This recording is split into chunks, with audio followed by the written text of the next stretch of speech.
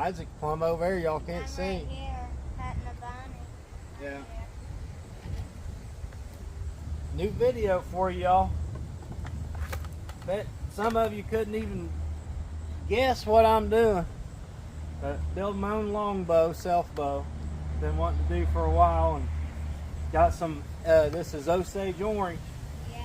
And a feller at my work let me borrow his jaw knife until I'm able to get me one. And that's something I've been wanting to do for a while.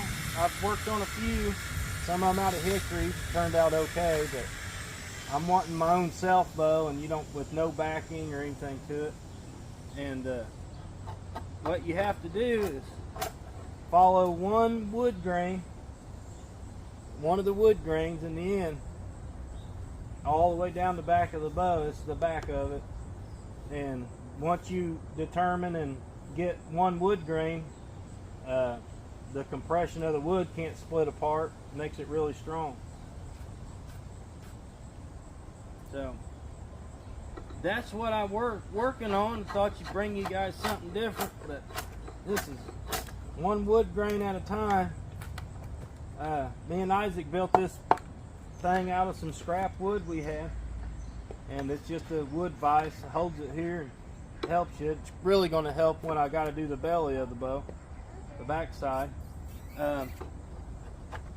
But it's some tedious work at first. Got to watch all the knots and the pinholes, and if you go too far in a wood grain, it runs the back of the bow. So you only technically get one chance to do it. And this draw knife just kind of follows a wood grain. I only got And what, it like shaves parts off. 30 inches or so left on this one.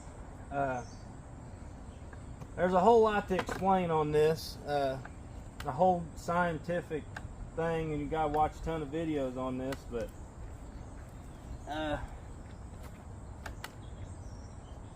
it's an old school way of building a bow, but where we live, we have a ton of Osage orange.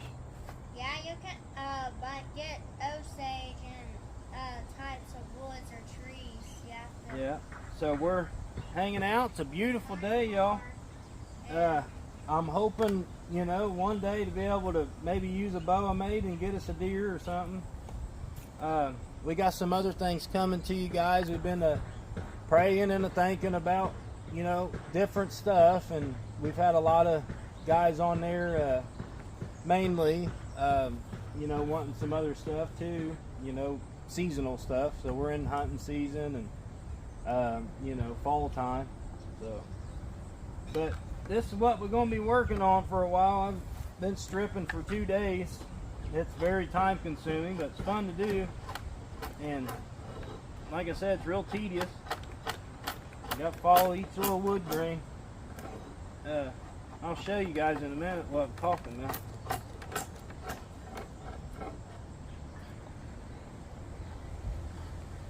Got one little knot here is causing a problem.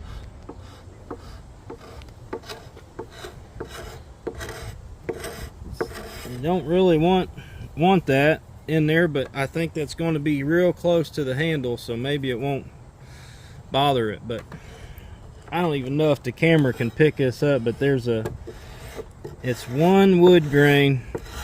I'm trying to get it down here to you, but you'd have to mark it out, but that's still a wood grain. Trying to get to this. So if you scrape that, you see that wider layer coming off. That means that's just the skin portion of it's like a soft wood. There's a soft grain and a hard grain. You want down to the hard grain. And this is like a cambium kind of almost in between the layer, but believe it or not, you got to scrape. There's one, I'm still one grain off right there. And once you get that, that's actually a wood grain. That little, I want here is why I'm posting this real slick, but this portion where my finger's on is actually one wood grain. And then here's another. Oh, yeah. another. Then you got your sapwood like a cambium. Then you got your bark, which I took off. But that's how many wood grains we're going down. It's like 1, 2, 3, 4, 5, 6, 7, 8. I guess it's the 9th wood grain. And you get that down to that, and you have a really, really strong backing to your bow. Tedious though.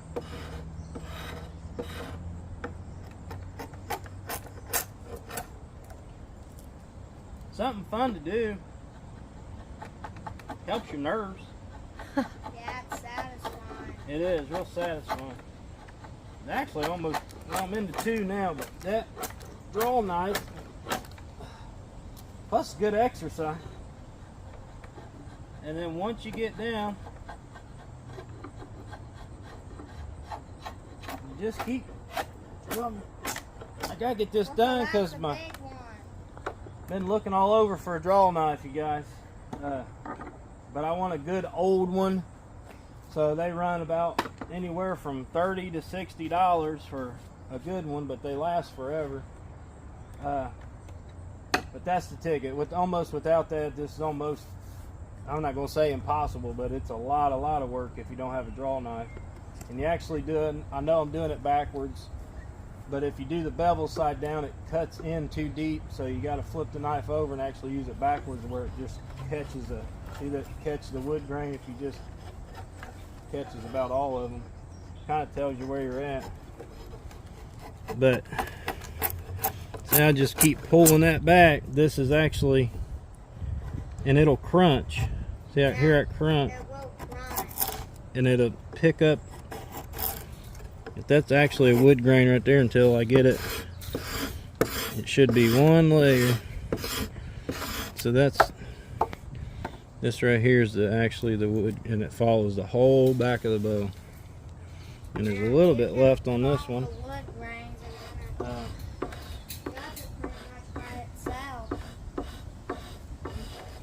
The problem is, y'all, I'm trying to find the moisture meter we had.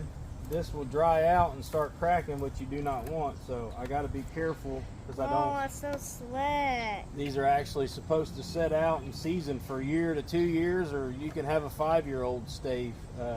This is called a wood stave. That's a wood grain. Once it gets seasoned like that and you retain its moisture,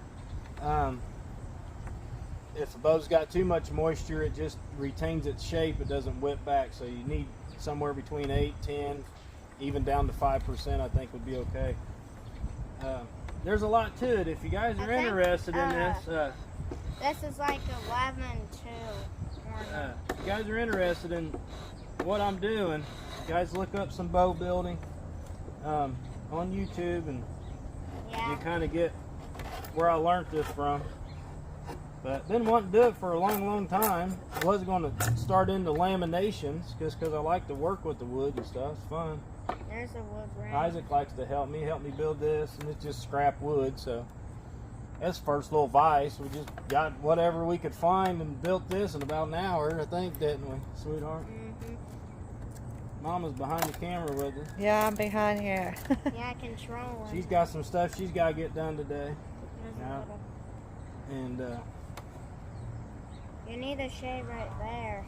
yeah, Isaac's right. But see, it's all wood grains. But technically, I think the bow's going to be anywhere between 62 and 66 inches. Longer is better. I got a short draw length, so. But some of you probably don't even know. Oh, it's that Mustang going to get ready to go. Yeah. You guys might not know anything about this, but it's a whole different footage, and you can use a draw knife to do all sorts of projects with. You can build table legs with this, and with this vise, and do all kinds of stuff. So you guys stay tuned. I'm going to continue to scrape on this, and I'll give you some updates. And once I get this whole back done, then I'm going to lay out the handle and the bow design, start thinning it down. But this was the best, straightest piece of wood we had. It was about an 8-inch log. and I quartered it. Let's see if I got, here we go.